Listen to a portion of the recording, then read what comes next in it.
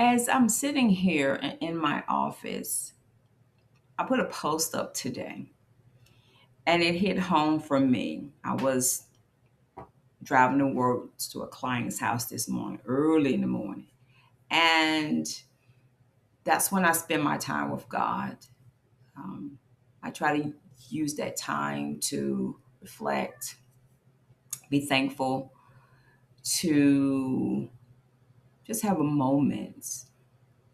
And this morning, when I was going and I was listening to some morning motivation, this came up in my spirit as I was driving this morning is counting our blessings. And I wrote a post this morning on Facebook and inside my Facebook group is that we're already in day 10. Can you believe like we're in day 10? And we're not too far away from 2026. And a lot has happened, a lot has transpired over this last year that's been tremendously nerve wracking. It's been uncertainty. It's been a lot of things right happening. But it reminded me as I was thinking back, did everything go right this year? Absolutely not. Absolutely not. When I tell you guys the stuff that just recently, like recently, I just got a ticket, right? And where I'm from, I'm from Georgia, and I moved to Arizona. Things that normally don't cost you an arm and a leg. In Arizona, it costs you an arm and a leg, literally. And I had to pay the ticket. I had to do a class, all that stuff. Never had to do that ever in my life, right? And just one thing after the other has happened, right? But in that moment, I had to stop and say, but God is still good. And I know as we are here on Substack and we are seeing the numbers and we're not getting the subscribers, or we feel that we're not like someone else and we're not where we would like to be, count your blessings.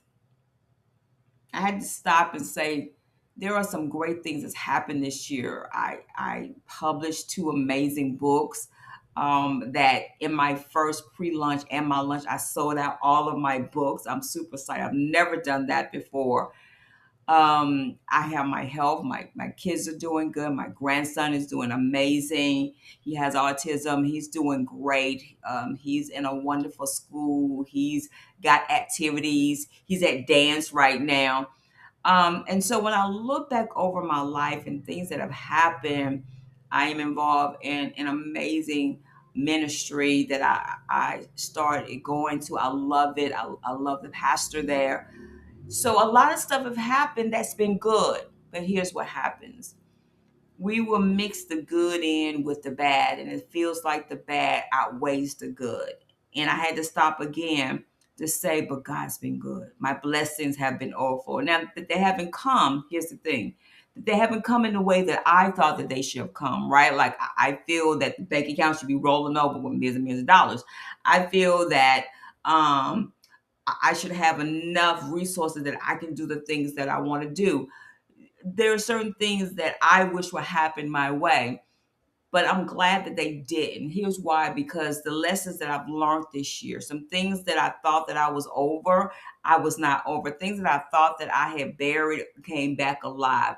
I feel that in this moment, some lessons that I should have learned, I didn't learn them. And so I had to retake that course again called life. I had to go back down that journey and redo the test so that I will not have to come down that road again or take that test again.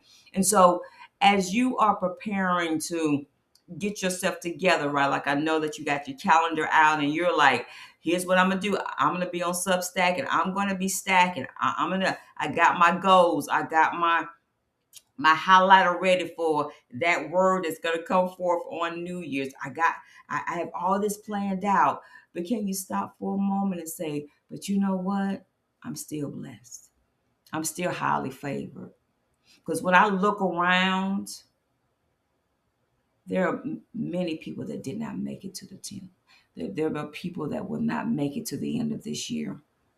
There are people that, as we speak right now, will not wake up in the morning. And so, as you're planning and you're strategizing and you're figuring out how I'm going to get my subscribers up and how I'm going to get my paid subscribers up, how am I going to show up in 2026 on Substack? I want you to remember that you're highly favored. I want you to remember that you was wonderfully made. I want you to remember that the breath that you took this morning was not that of your own, that it was a gift given to you to live out an amazing, amazing life. And I want you to remember that. So when things start looking um, funny, when things start feeling uneasy, when you start being stretched, and when you are in a place where you feel, God, I didn't sign up for this. I signed up for easy 2026. Because just what I tell you, when you find yourself and the bills are rolling in and you're wondering how I'm going to pay for them, when you find yourself, do I stay or do I go from this job or do I take a leap and do Substack full time? Do I write full time? Do I become an author full time? Do I become a content creator full time? As you ponder on these things, I want you to realize you're still blessed. Things could be a lot worse. Trust me, I know. I wish my mother was here. I wish my father was here. I wish my brother was here. I wish my aunt was here. But I'm also thankful for the family members that are still here. I'm also thankful that I get to wake up every single day and be an inspiration and motivation and be a coach and be a teacher. And I get to do this and get to do it again and again and again. That's what I'm thankful for. And I get to show up as my authentic self. I get to tell people that no matter how far you've fallen down, if you can, as Les Brown would say, if you can look up, you can get up. I get the privilege of helping those that have gone down Skid Road and realize that that is not the end of the road. That as you come out of Skid Road, that there is a goal, a road that's made of gold. That there is a place for you, and that because you have gone down that road does not mean that you cannot turn around and go a different direction. I get to do that. I get to help clients see a glass that looks like it's empty and bare, but it is full of something. So I want you to count your blessings one by one. And I bet you if you start doing that, gratitude will just overflow your heart. You will start thinking like, wow, she's absolutely right. When you start thinking about all of the goodness that I don't care if it's a bird. I don't care if it's a butterfly. I don't care if it's a tree. I don't care if it's grass. I don't care if it's the lake. I don't care. You can find something.